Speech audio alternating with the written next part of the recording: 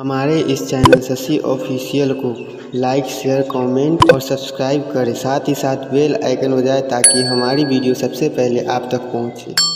Recording by Shashi official. आई ना हमरा टेलर में ऐसा टेलर लानो मिली ये सके चल ना बड़ा नीमन नुसियल बाक हम ना जान एक पे दिले रहने साया अका कने ओकरा के लंगोट सी देले। अरे दादा हम ना जमे दर्जी हो लगे ना चल दूसरा टेलर में चल। अरे त कपड़ा कम देलो। हां कपड़ा कम देलो बड़ा चोर दर्जी हो हमें। चल ना कपड़ा बता दन तारे घर चल सूती वाला कपड़ा देले रही फाइन कहलस कि सीधे हमारे कहा डिजाइन ए हो सखी।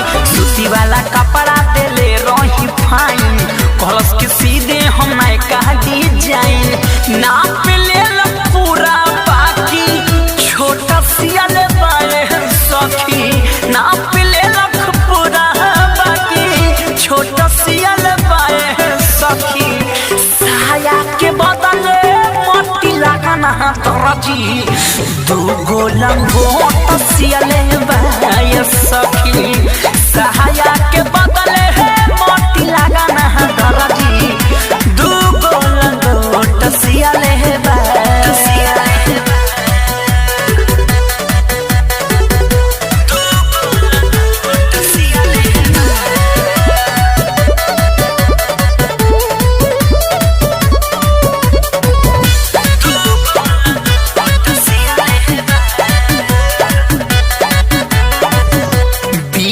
से न पलस हमारा आगा या पीछा हो हर जगह हाथ फेरलस जहाँ कैलस इच्छा हो। अरे मुआ दिलस रे बीता से न पलस हमारा आगा या पीछा हो हर जगह हाथ फेरलस जहाँ कैलस इच्छा हो। पैसा लेके पैसा पेटी कोट सियल बाए सखी।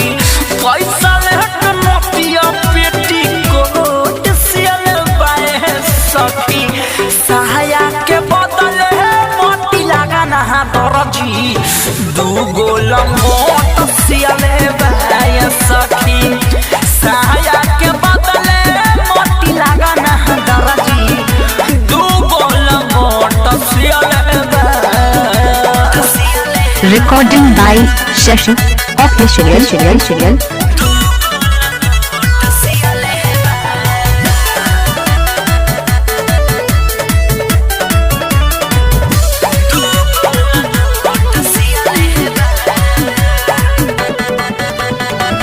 पेनहला पर चढ़ जाता ठेहुना के ऊपर कपड़ा चोरवले बाटे दर्जी नी पुतरा। अरे बड़ा चोर दर्जी बाहो। पेनहला पर चढ़ जाता ठेहुना के ऊपर कपड़ा चोरवले बाटे दर्जी नी पुतरा। सबसे ज्यादा नोट लिहल बाए सखी। सबसे ज्यादा नोट लिहल बाए सखी। सहाया के बदले मोती लगन दर्जी दूगो लंगोट सियले बाए सखी। सहाया के बदले मोती लगन दर्जी दूगो लंगोट सियले वाला कपड़ा देले रही फाइन कहलस कि सीधे हमारे कहा डिजाइन नाप ले पूरा बाकी छोटा सियल बाए सखी।